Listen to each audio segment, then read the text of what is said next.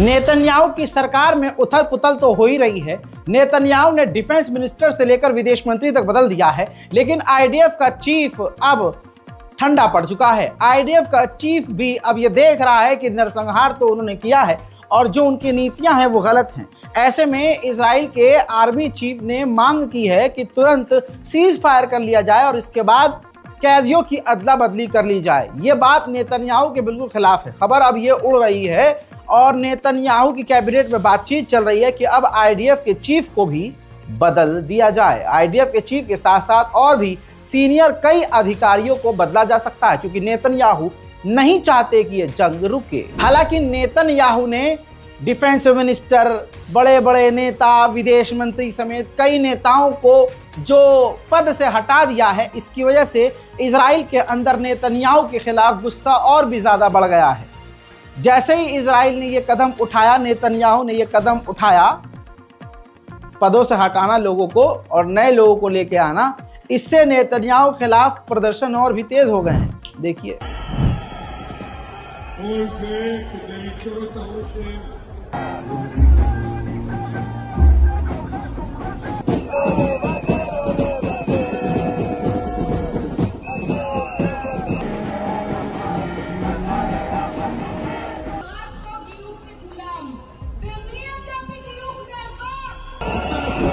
सभी इजरायलियों को अच्छे से मालूम है कि नेतन्याहू गलत कर रहे हैं। नेतन्याहू नरसंहार कर रहा है और हम मासूमों को कत्ल कर रहे हैं। ऐसे में आप सबसे बड़ा एग्जाम्पल ये देख लीजिए कि जो इजराइल के सैनिक गाजा से वापस लौटे हैं वो दोबारा से जंग में वापस जाना नहीं चाहते और लगभग 3 लाख से ज़्यादा इजराइल के लोग डिप्रेशन का शिकार हो चुके हैं। इजराइल के हज़ारों सैनिक जो गाजा की सरजमीन से लौटे हैं दिमागी तौर से मेंटली डिस्टर्ब हो चुके हैं। इलाज चल रहा है, एक ने तो सुसाइड भी कर लिया, ये मैं पहले की बता रहा हूँ। अब एक और ने सुसाइड किया है।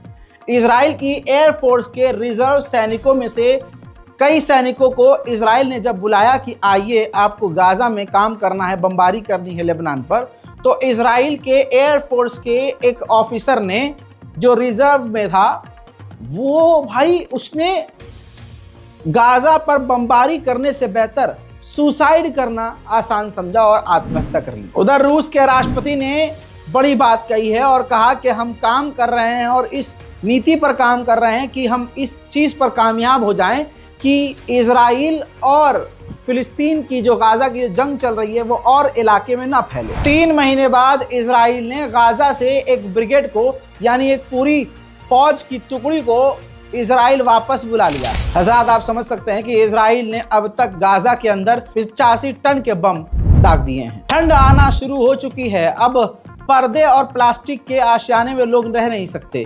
ऐसे में अपने टूटे हुए खंडर और टूटे हुए आशियानों में गाजा के लोग रहने पर मजबूर हैं। هنا أيضا عائلة أخرى عاشت بين هذا الركام وبين هذه المنطقة التي تبدو غير صالحة للسكن. ندخل إلى هذا المكان الذي يبدو محترقا بشكل كامل والذي العيش به أصبح صعب للغاية، لكن المواطنين يفضلون أن يعيشوا في هذه المنطقة بدلا من أن يعيشوا في الطرقات. هذه الأماكن باتت تضم آلاف المواطنين الذين يعانون حتى هذه اللحظات ويعانون من الظروف الصعبة। दूसरी तरफ इजराइल लगातार फिलिस्तीनियों को, गाजा के लोगों को मजबूर कर रहा है कि वो अपने इलाके को खाली करें। हालांकि उनका इलाका पहले से ही खंडर है, लेकिन इजराइल धमकी दे रहा है कि वो वहां बमबारी करेगा, जिसके बाद गजा के लोग अपने घरों को फिर से छोड़ रहे हैं।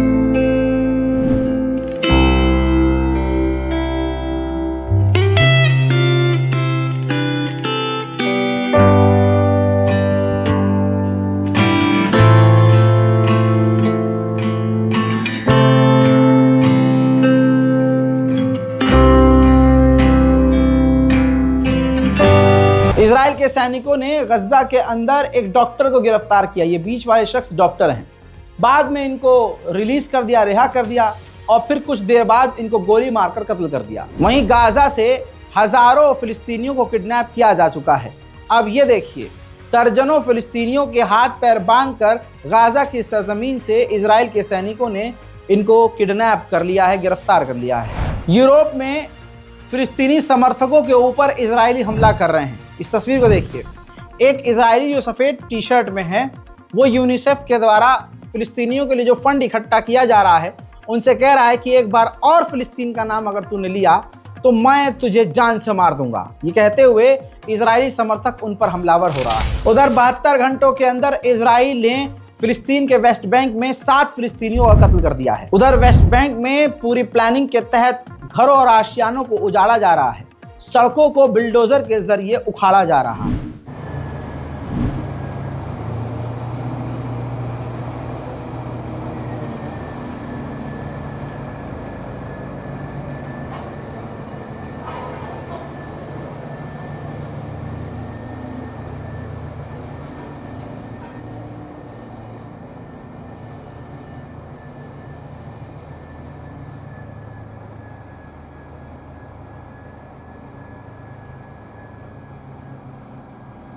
इसी तरह से फिलिस्तीन का एक दूसरा इलाका है हेब्रोन। हेब्रोन में भी फिलिस्तीनियों के मकानों को तोड़ा जा रहा है।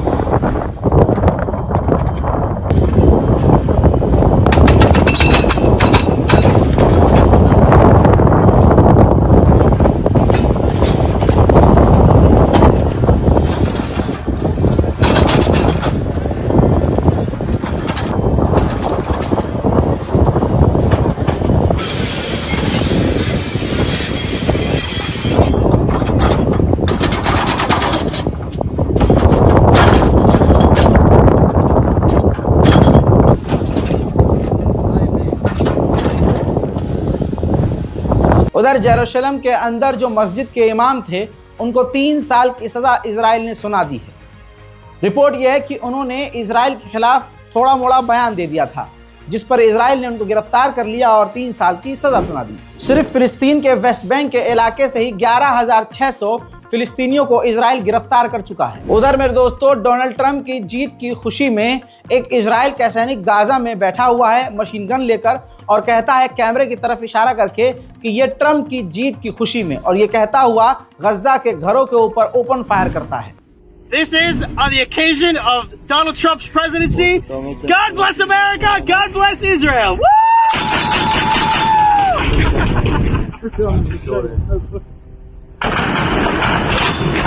इजराइल के सिक्योरिटी चीफ, इजराइल के फाइनेंस मिनिस्टर ने भी डोनाल्ड ट्रंप को मुबारकबाद दी है। ट्रंप की विक्ट्री पर, डोनाल्ड ट्रंप के जीत पर इजराइल के कट्टरवादी नेता बेंजामिन ने कहा कि ये अखंड इजराइल की जीत है, ये इजराइल के लिए एक बड़ी जीत है।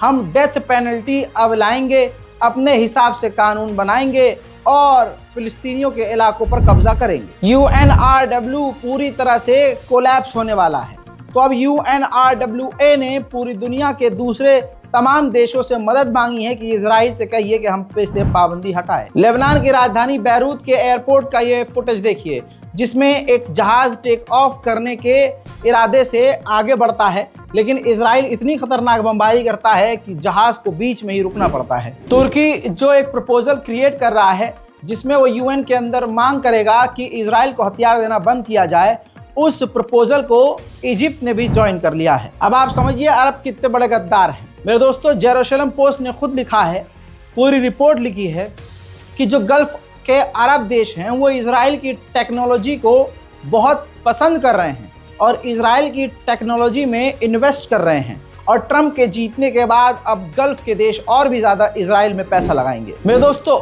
ये हाल है मिडिल ईस्ट का। आपको क्या लगता है इस रिपोर्ट को देखने के बाद?